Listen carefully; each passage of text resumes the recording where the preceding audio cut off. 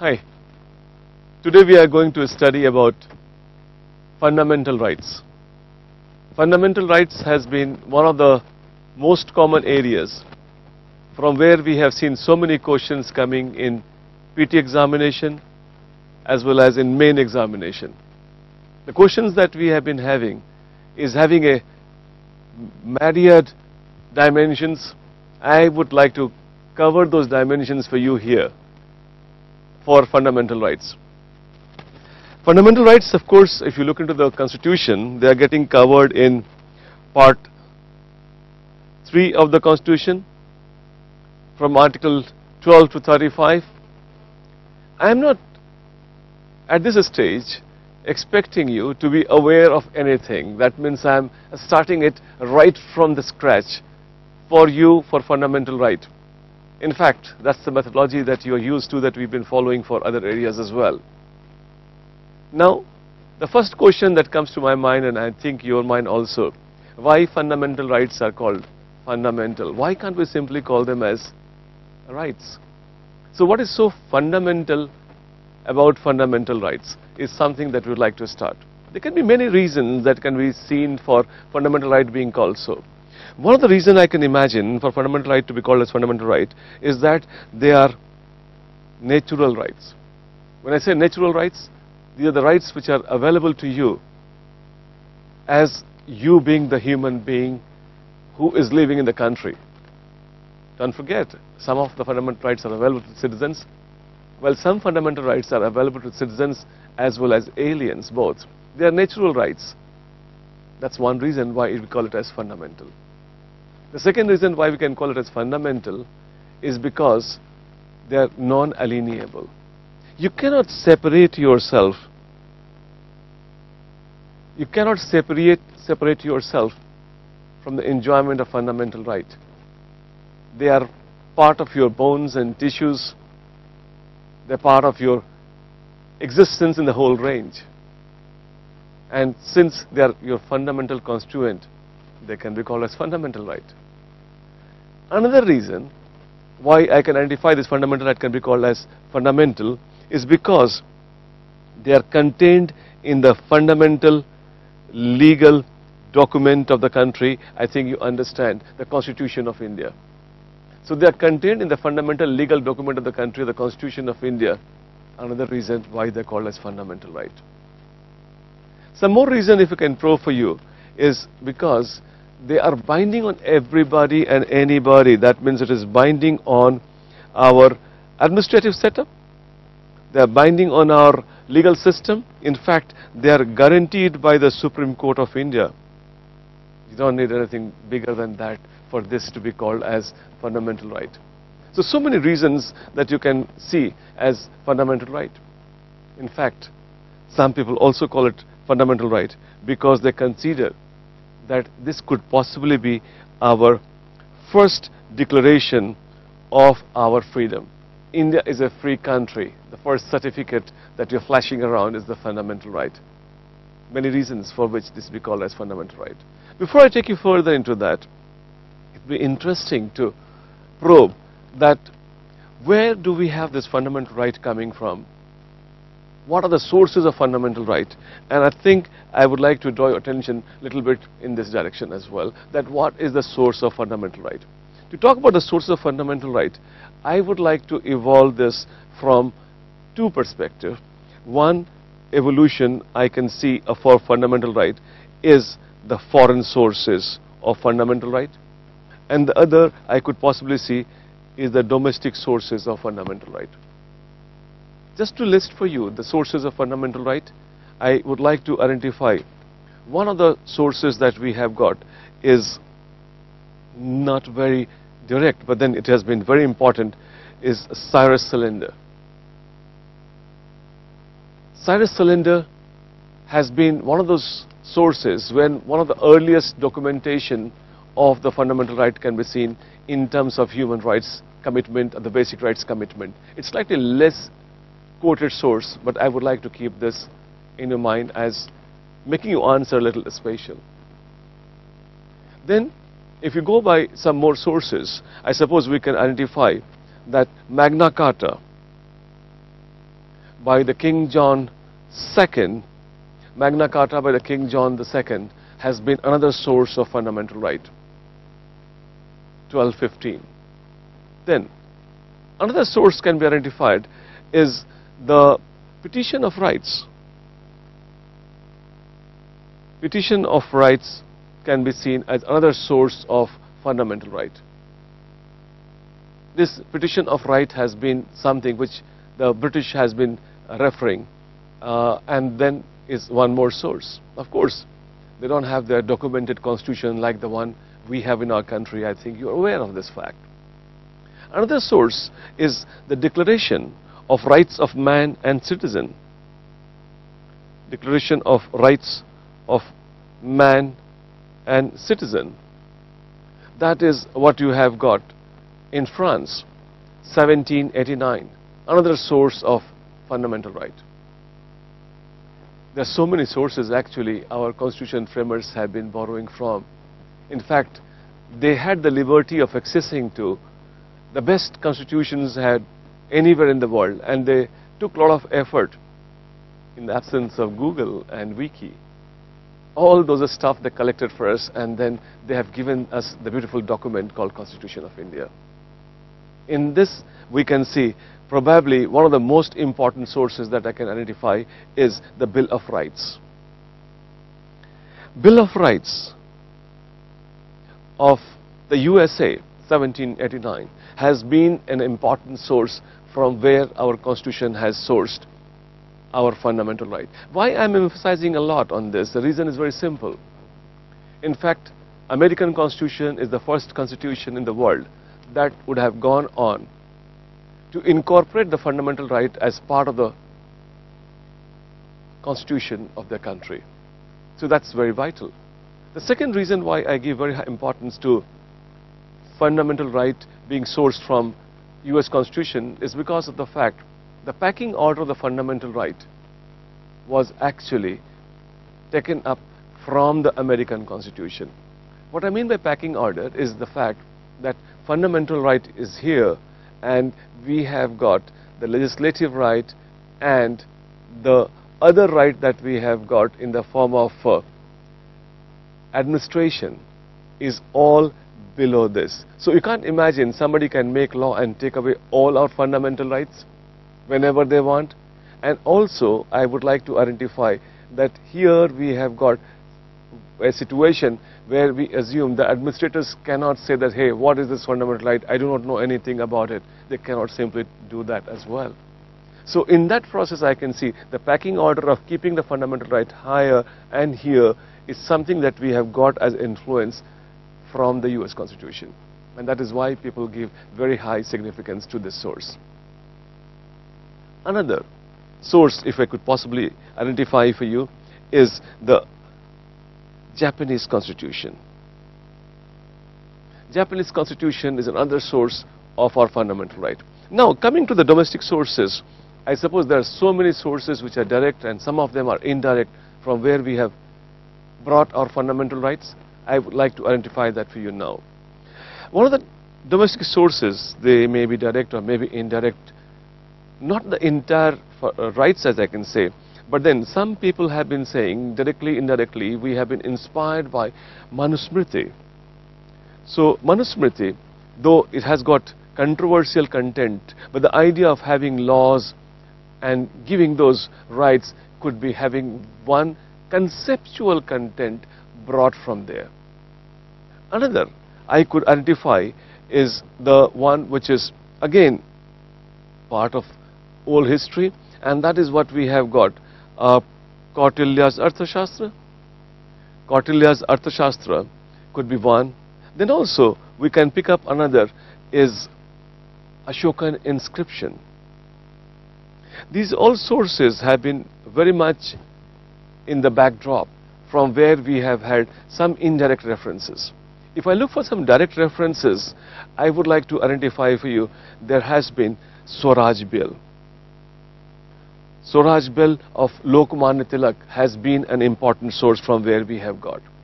Another is the source that we have got is the Mrs. Annie Besant, you aware of her, that is Commonwealth of India Bill.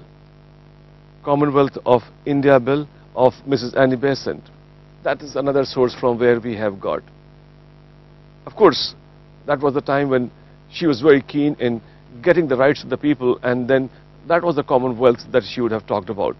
Then we have also got Nehru Committee report, Motilal Nehru Committee report, 1928, also had a profound bearing on the same. Apart from this, we also have got Tej Bahadur Sapru Committee report. Tej Bahadur Sapru Committee report, another source from where our fundamental right has been inspired. In fact, it is Tej Bahadur Sapru Committee report that emphasized on the fact that we should be having the fundamental right should be incorporated as part of the constitution of the country.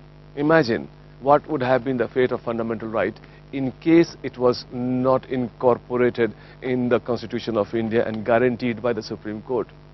The situation would have been very different. So it is a very important source that has had bearing on our fundamental right as inspiration. If I can quickly revise that for you, you know that we have got the sources, as we can see, the foreign sources as well as domestic sources.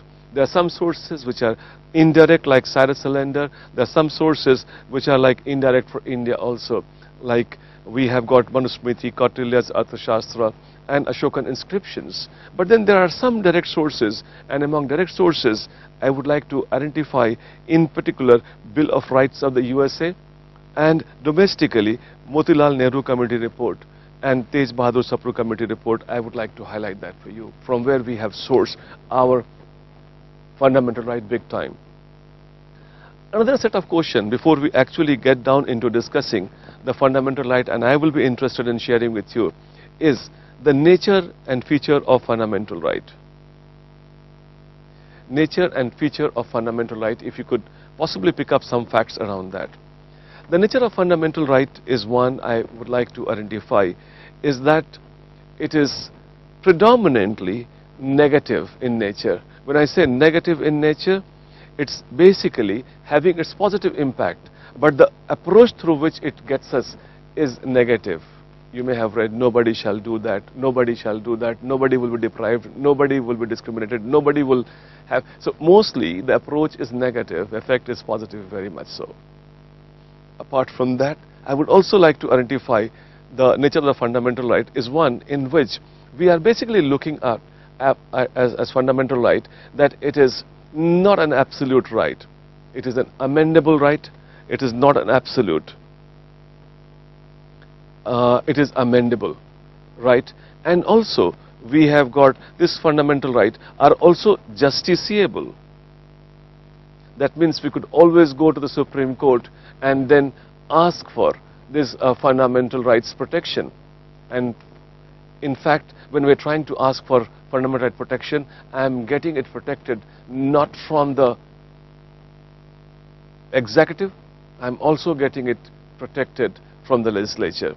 So that's something which is a very unique feature of this, and they are also dynamic in nature. Fundamental rights are dynamic in nature, and fundamental rights are also limited, like in some cases they can be suspended at the time of emergency, which we will discuss in some other chapter, some other level we will talk about that. They are suspendable rights also. Of course, you can't take away all the fundamental rights, which is very logical to assume that you can't kill somebody because of some emergency. So there are some reasonable restrictions on them. Now, if I ask you that fundamental rights that we have got, and then we have got other rights also. It's not only fundamental right that we have got some legal rights and some other forms of rights. So there could possibly be one approach through which I would like you to learn this information of this nature is, I'm going to give you a small tool to really equip you on that. And that is where I'm trying to share as to how we can go about using one information that we may have acquired at one level to some other set of questions. Say for example, if the question is being asked to you that what is fundamental right and how it is different from other rights, Well, one part is where we have nature. Or if they ask you that what are the differences between fundamental right and other rights, can we quickly connect like this? If I write, let's say, fundamental right here and other rights here. If I'm taking these two rights as one would imagine, I think I can prepare like this: 1 point, 1 point, 1 point, 1 point. These are the points that we have got differences between fundamental right and other rights. But if a question is asked, what is the nature of fundamental right? I could possibly write the same points like that, and they become nature of the fundamental, because it is a nature which is I am actually comparing. If I am asking a question, what are the nature of other rights, I write the same thing in this particular format. But then if the same time that they're asking what are the differences of fundamental and other rights, I would basically use like this. So I'm trying to get back to you on how we can actually see the fundamental rights and other rights as in terms of the differences. I would like you to say the points that we have collected here as the nature, we can repeat them here, and we can use the same information when we are trying to compare fundamental right with other rights. And there, now let me take you slightly deeper into that, and this is where I would like to see some differences. One difference I can identify, that fundamental right is contained only in part 3 of the Constitution, while other rights are contained elsewhere also in the Constitution and even outside the Constitution. Like for example, you have got, say, 300A, right to property, 350, the languages rights that we have got, 301, article, these articles that you have got in the Constitution, I am repeating again, 300A, we have got 350, 301, all these articles that we have got, these are the articles which I can assume which are there, but then they're not fundamental. In fact, you have got, this is trade, this is about 350 is about those provisions of languages. Then we have got article 300A, which deals with the provisions of what we call it as property, which used to be fundamental right at one point in time. Then another difference I can identify is that fundamental rights are non-alienable. You cannot separate yourself from fundamental right, but then other rights, like for example, right to vote, you always have a choice of not voting if you're not willing to, or even if you go to vote, you can always say nota. So we understand a situation here where the fundamental right is stuck to me, I cannot separate myself from that, while other rights are not like this. Then another difference which I can identify is that if any right which is coming in conflict with fundamental right, the fundamental right has got an upper hand. But then such essential predominance is not available with other rights. Fundamental rights are higher and superior, while other rights are inferior to that. Then another difference I can identify, if there is fundamental rights to be changed, you require nothing short of amendment. You have to amend the Constitution to affect the fundamental right. But then you are not required to actually having to go for, say for example, amending the Constitution for affecting the other rights. Just by amending the law, you can change it. In fact, I'm sure before going into the fundamental right, I would like to take you through some small discussion here where you must have come across the word basic structure. Because when we talk about Constitution, quite often people say that, hey, I should also know about this idea called basic structure. Quite often people say it is confusing. Let me just give you a small brief background. I just mentioned to you that if fundamental rights are to be changed, you require to have amendment in the Constitution. Unless you have the amendment in the Constitution, you can't change the fundamental right. But then the point comes, can we actually change anything and everything that is there in the Constitution? Can we actually change all the fundamental rights that we have got? It is actually not clear. And then in that backdrop comes the concept of, or the doctrine of basic structure. Allow me to take you through the idea, what we call it as basic structure, and then have some understanding about it.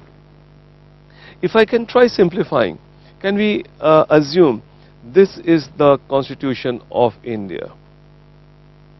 If this is the Constitution of India, what is the source of strength for the Constitution of India? In fact, we had one of the years, this question was asked, what is the source of the Constitution of India?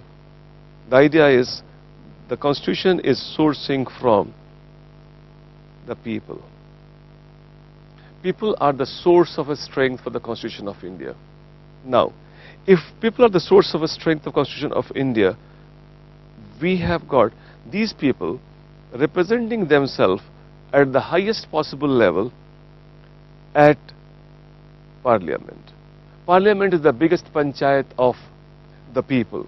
Now, this Parliament has been authorized by the Constitution, empowered by the Constitution to bring about changes. In fact, the power available in the Parliament is to make law. The two kinds of law one can imagine which is made by the Parliament. One set of law that we have got made by the Parliament is ordinary legislation, that they make the law and then influence us. The one that we have around 245, Article 245. But Parliament can also make law which are constituent in nature, which means they can amend the Constitution, Article 368. I am mentioning these articles, and we are going to talk about in detail about this article. At this moment, since I am just referring to these articles, I am just trying to explain this. Here, it was initially understood that Article 360 can be used, and this can help in changing in any part of the Constitution. So the Constitution can be brought about changed by using the power of Article 368 by the Parliament, the biggest body of the people. Now, interesting thing that I'm going to show you now is the same Constitution which gave power to the Parliament to make law is the same Constitution that gave power to Supreme Court of India. They were empowered with respect of interpreting the provisions of the Constitution. For interpreting the provisions of the Constitution, the Supreme Court of India is the ultimate authority. We understand that at some stage they interpreted Article 368 and considered this can be used for amending any part of the Constitution, which means it is the people's Constitution, it's the people's body, and it's the people's document, Constitution of India. They can change anything they want. But then, you all know that Supreme Court is a dynamic institution, and quite often they review their own decisions. So one of those instances in which we can identify that we have got Supreme Court of India interpreting that Article 368, which is capable of amending all the Constitution's provision, but then there is one article in the Constitution, they say that Article 13 I'm talking about, that you cannot make law to affect the fundamental right. Then, interpreting Article 13, the Supreme Court of India drew a line like this and said, no, you cannot amend the Part 3 of the Constitution, the fundamental right. This was their second interpretation. I will give you those details in a few minutes. First of all, I am trying to get a picture of the entire thing. The picture which I am trying to make for you here is that in the first instance, they would have said Article 368 can be used and any part of the Constitution can be amended. In the second instance, which I am trying to share with you, is that no, you cannot change the fundamental right. But then Supreme Court, in the third interpretation, they come back and tell us, no, you can change fundamental right. That means fundamental rights are amendable. What you cannot change is this portion which is called as basic structure. If you consider my Venn drawing, then in this Venn diagram I'm trying to explain to you that this basic structure could possibly be part of the Part 3 of the Constitution and could possibly be even outside the Constitution. So what you have got, a word comes to us, is called basic structure of the Constitution. And this basic structure of the Constitution is something which is beyond the capacity of interpretation. It is beyond the capacity of amendment. Now, the question comes, what is the basic structure? Now, whom to ask? You have to ask Supreme Court again. Please tell us what is the basic structure. But Supreme Court has definitely not given us an advanced list of basic structure. They have simply mentioned that as and when you make law and then they are affecting the basic structure of the Constitution, we can declare them ultra vires, we can declare them unconstitutional because they are affecting the basic structure. So we are home with one simple solution. The concept of basic structure is very clear. That is something that we should never ever touch it, we should never ever amend. But as far as the content of the basic structure is concerned, we have absolutely no idea. So if I can go back to you in our previous slide when I was trying to identify as far as the differences of the basic structure, differences of the fundamental right and the other provisions are concerned, I suppose that we can imagine that fundamental right is something that is, as we can see it now, the fundamental right is something which is amendable. But then it is only by the amendment that we can change the fundamental right. We cannot assume that we can change it by simple legislation.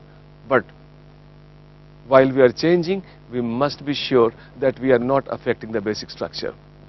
Now, can I quickly identify for you that how this whole provisions of the basic structure has evolved? If I can quickly identify the first instance in which the Supreme Court would have said that fundamental rights are within the scope of amendability was the case that we had was Shankari Prasad case, in which they would have said, all right, go ahead, you can amend anything in the Constitution because Article 368 that has given you power to amend the Constitution, which means you can amend anything that you want in the Constitution.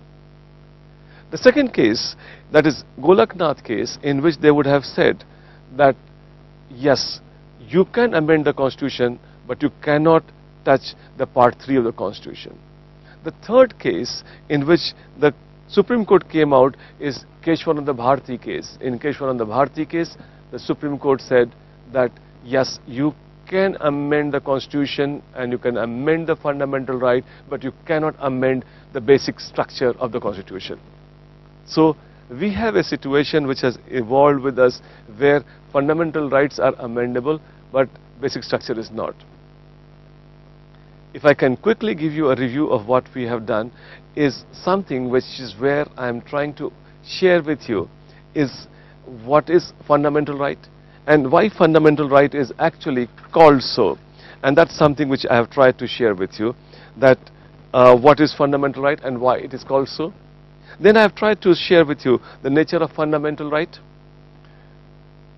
The third I have tried to share with you is that what are the sources from where we have got the fundamental right taken, that is foreign as well as domestic. And the fourth that I have tried to share with you is that the fundamental right and other rights, how they are actually different from each other. And then in the process we can also collect some information for the nature of the fundamental right, and also we can collect some information about the nature of those rights which are not fundamental rights. Now, I would like to take you digging deeper into the fundamental rights, as we would now go on probing the different articles of the fundamental right, because as I told you in the beginning, the fundamental right questions are very common and they are very repeatedly coming, and we have to give some emphasis towards understanding of fundamental right. Let me start my discussion on fundamental right with you with Article 12. Article 12 is the first article of the Constitution of with terms of fundamental right, and this Article 12 is about definition of a state. See, normally when you think of the word state, the things that come to our mind is something which has got population, is something which has got an territory, or shall we say area, something which has got government, something which has got sovereignty, and something which has got boundary. This is the classical definition. I'm sure you may have read in your school days book that population area, government, sovereignty and boundary, a political institution can be called as a state. But when we come to our discussion here in the part 3 of the Constitution, the word state is being used in a special context. And that special context is something I'll be bringing to you. But then there's one more thing I would like to add here. You have part 4 of the Constitution, no? Part 3 is about fundamental right and part 4 is about directive principles of a state policy. Here again you see the word state being used.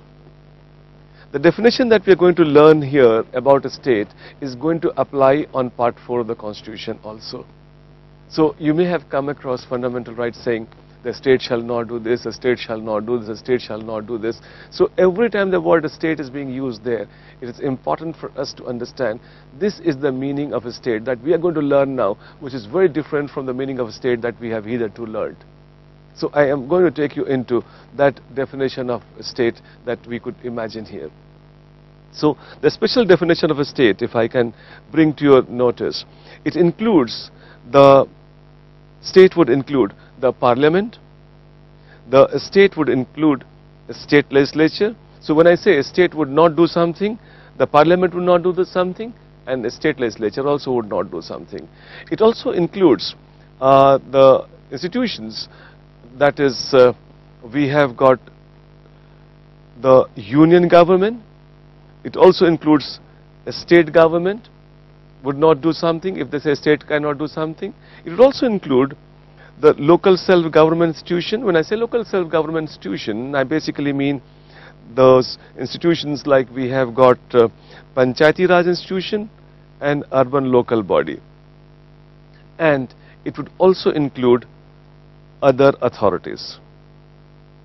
Other authorities are also included as part of states. Now this brings to us with a question where other authorities has to be understood. Because I assume that you understand parliament. Parliament which includes upper house, lower house and the president. Similarly, the states also are understood. Union government, the government that we have got in Delhi and the government that you have in the state, you understand the state. And panchayats and urban local bodies are also very clear to understand. What is need to be understood here is other authorities, and there also other is clear. Other means those which are not counted so far, and authority is something which we now learn at this stage. Authority, somebody who is actually having legitimate power. Authority is an institution which has got legitimate power. Now the two words again come for us. One is legitimate and the other is power. To understand the power first, power is something which we can say as the capacity to influence.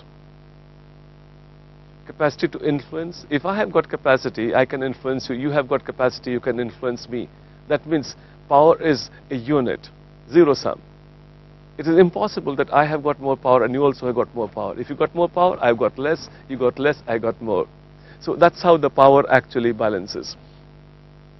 Now, the issue that we actually need to probe slightly deeper is legitimate.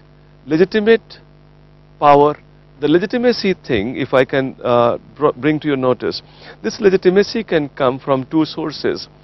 And one that we have got, the legitimacy would come from what we can say laws that we make from time to time. That means legislative sources for making one institution empowered.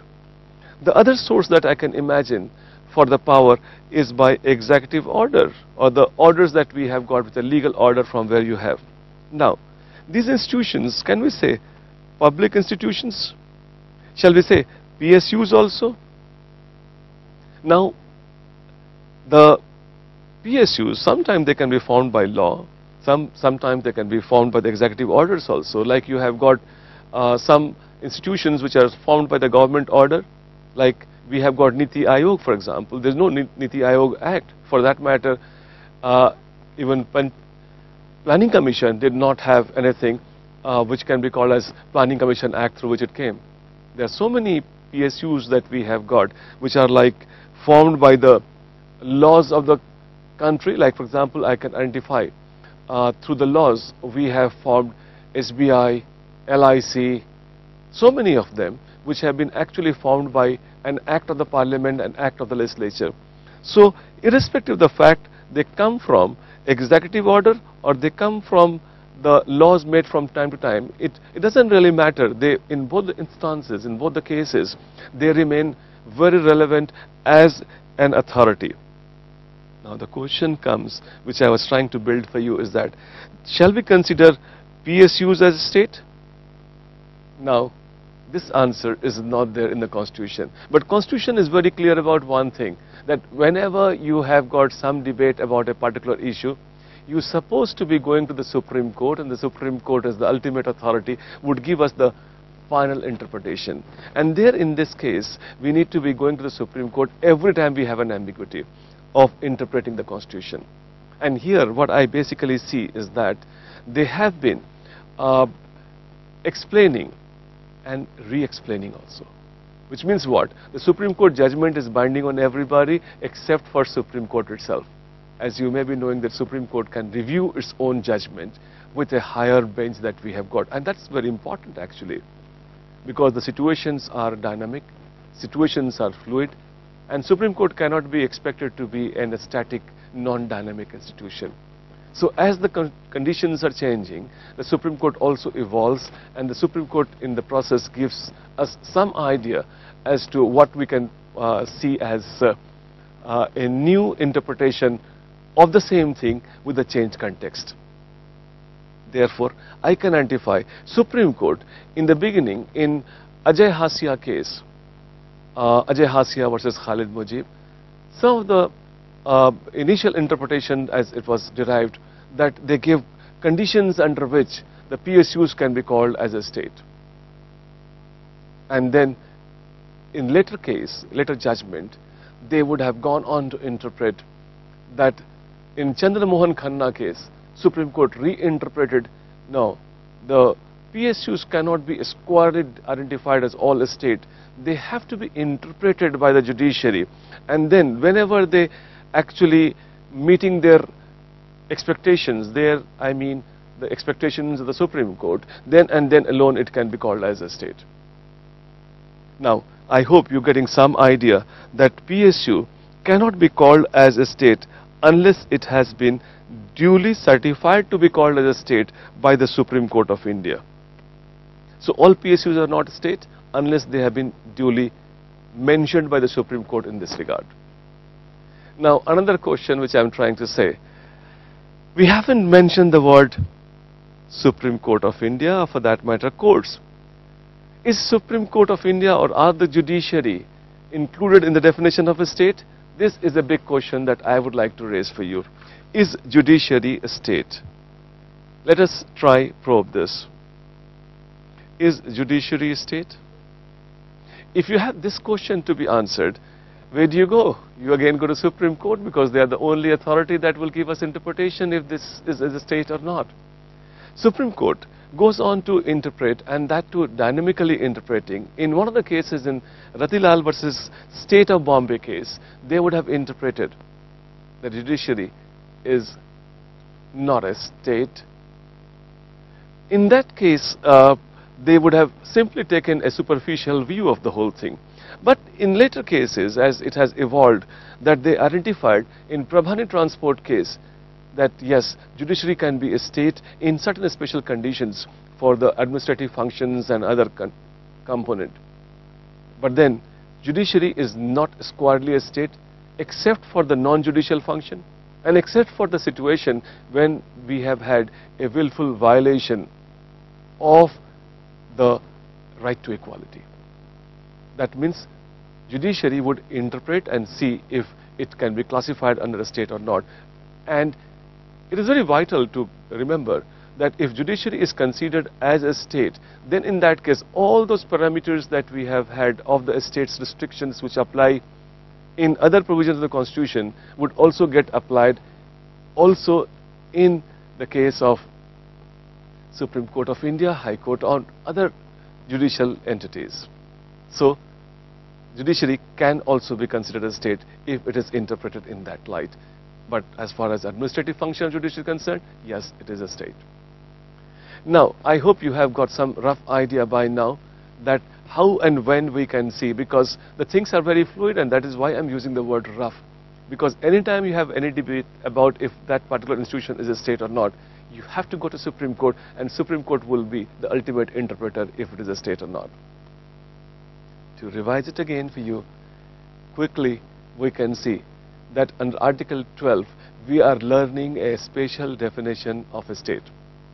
And that special definition of a state that we have got, where we are going away from the classical definition of a state, is one entity which basically has included for the state for Article 12, which applies also in directive of state policy, includes Parliament, state legislature, union government, state government, local self-government, and also other authorities. And then in other authorities, we have seen some interpretation. Can we take judiciary as a state or not?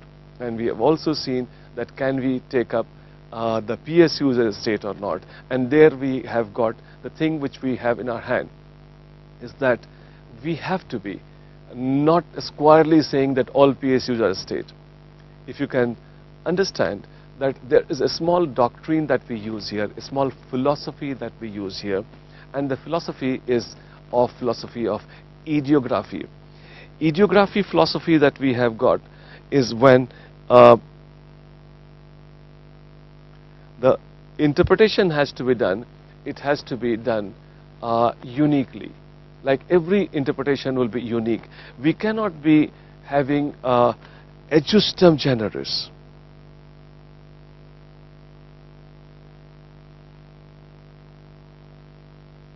When I say adjustum generis, is one catch-all phrase that we have got, one definition that applies to all.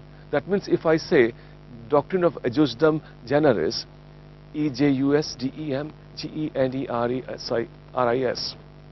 in that definition, if I say what applies to one applies to all, which means if I interpret one PSU as a state, all PSUs become a state. It's not like that. If I'm saying on the ground of ideography, that means one which applies to one, it applies to that alone. Idios is the Greek word from where it has been taken up, and that I expect that you should be keeping in mind. Idios is unique, and it is ideographically interpreted by judiciary from time to time. Now, coming out of this Article 12, I am now taking you to Article 13. Article 13 that we have got is about definition of a state.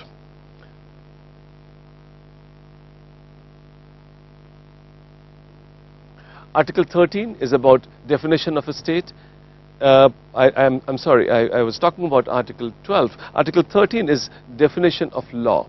When I say law, what we basically include in law is all what we're going to learn now. No law, when they say that no law should do this, no law should do that, that's something, what is that definition of law that we should now learn for you? Now, the law, if I look into, that law would include the law which is made by the Parliament, law made by the state legislature. The law would include also the customs and traditions, and law would also include something which we call them as those non-legislative sources, such as statutory instruments. These are all which can be considered as law. And when somebody say, no law shall be made which affects this or affect that, they would basically include all of them. Now, the law that we have got, when you are making law, you should ensure that fundamental rights are not violated. But then, we have got some provision where we can see that fundamental right can be compromised if there are certain extreme instances when the law has to be made. And these extreme instances are, we can say, one which we have got as security of the country, sovereignty of the country, public order, friendly relationship with other countries, interest of the ST, and well-being of women, children, and weaker class of citizens. I think you may be wondering that how can we remember these all different exceptions. It's a very simple case. I hope you can remember S, S, P, O, F, I, W, Q. Can you? I think you can. This is what exactly I was telling you. Security of the country, if you have security of the country is compromised, you can make a law and then cancel, cut down somebody's fundamental right.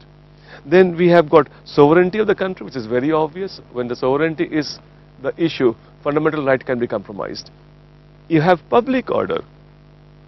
If public order is being violated, some of your fundamental right can be definitely curtailed. And then we have got friendly relationship with other countries. If you are trying to maintain better relationship with some countries and somebody says, no, I want to speak against that country, you cannot do it because that is affecting our friendly relationship with that country. So that is also another point that we have got restriction. Interest of ST is something which we have been very particular about, that protecting some of the vulnerable sections of the society. It is a moral obligation on the nation to protect. So somebody says that, hey, I want to go moving into the areas because freedom of movement is available to me. No, if you have got ST's interest is being violated, you better not roam around in those areas, and there can be reasonable restrictions on movement also. And then the last we have got is well-being, and well-being of one, that is women and the children and the weaker section of society, and for them that you could possibly make some provisions in which we can have women, children, and backward class of citizens, and they can be having some special protection and some laws made, and that affects the fundamental right. That's very much done. Now, beyond this, you can imagine if they're making law, it's not that then when they're making law, they can simply go on ignoring the ideas and aspects of the commitments of the fundamental right. There is a judiciary. And some time back I was trying to explain, if the judiciary finds that some of the laws made by any of the sources that I have so far mentioned to you is violating the fundamental right, they are within their power to have them cancelled. In fact, there is no list of the basic structure available, but then on the grounds of basic structure, they can always have them curtailed. And if I can now bring back to you the power of judiciary that they have got, where they can declare something which is ultra-virus, and in the name of ultra-virus, they can cancel some of the fundamental right. And then they have got so many tools, so many doctrines. Basic structure is probably one of the most powerful that we have got. Now, as you know that the list of basic structure is not available to us, but then we have had in the past, the judiciary has been giving some indication that this could possibly be the basic structure. Now, there is a possibility that they can ask what is basic structure, so in that case we have to give a definition. I would like to give you a definition of the basic structure that can be the ground through which we can identify and interpret and stop some of the acts done by the parliament or state legislature that may have affected the constitution adversely. Generally understood, the basic structure are those provisions of the constitution whose influence, whose amendment is likely to bring about large-scale changes in the constitution. And if they are brought about, then the entire flavor of the constitution can change. I would like to give you a small dictation for this definition. Carefully, if you can take it down now. Generally understood, basic structure are those provisions of the Constitution. Generally understood, basic structure are those provisions of the Constitution whose amendment is likely to trigger large-scale changes in the provisions of the Constitution. And if they are accomplished, the orientation of the Constitution may be distorted. Now, here I would like to use this occasion to share with you one more fact. I have tried to give you a definition of something which is not very clear. And I have used a methodology which we call it as tongue-in-cheek approach of writing answers. Tongue-in-cheek approach of writing answer is that you put your tongue in the cheek. I hope you understand. If I'm speaking, you can't make out what I spoke. This is what exactly I have done here. What I have done is that if you go for the definition, you will see that I have used the word generally understood, which means what? Since it is not very certain, I can't give a pakka definition. Generally understood. You may have realized I have used the word may at so many places. May not, which means you can't hold me on that. I have also used a word, open word called orientation of the Constitution. I have not committed any word. I have not said secularism will be affected. If I say secularism will be affected, somebody say no, equality will be affected. If I say equality will be affected, somebody say no, something else will be affected. So for such situations, when you are not very clear about the provisions of the Constitution in a crystallized manner, you have to write in an approach, we call it as tongue-in-cheek approach of writing. In fact, I would like to meet you at some other platform also, when I would sensitize you about all these formats of writing, because I consider at KSG as a very vital component of your preparation. I suppose at this level, we would stop here when I assume that you have got some idea about fundamental right, and then we have just opened 2 articles of the fundamental right, that is Article 12 and Article 13. I'm going to get deeper into the next lecture, where I would like to explain to you the nuances of the other articles, and then we would have some wider discussions and debate of the components of the fundamental rights under other articles. I'm going to approach through articles for this segment because they require very deep analysis in this regard. I hope you have some introduction into the fundamental right of the Constitution. Thank you very much. God bless you all.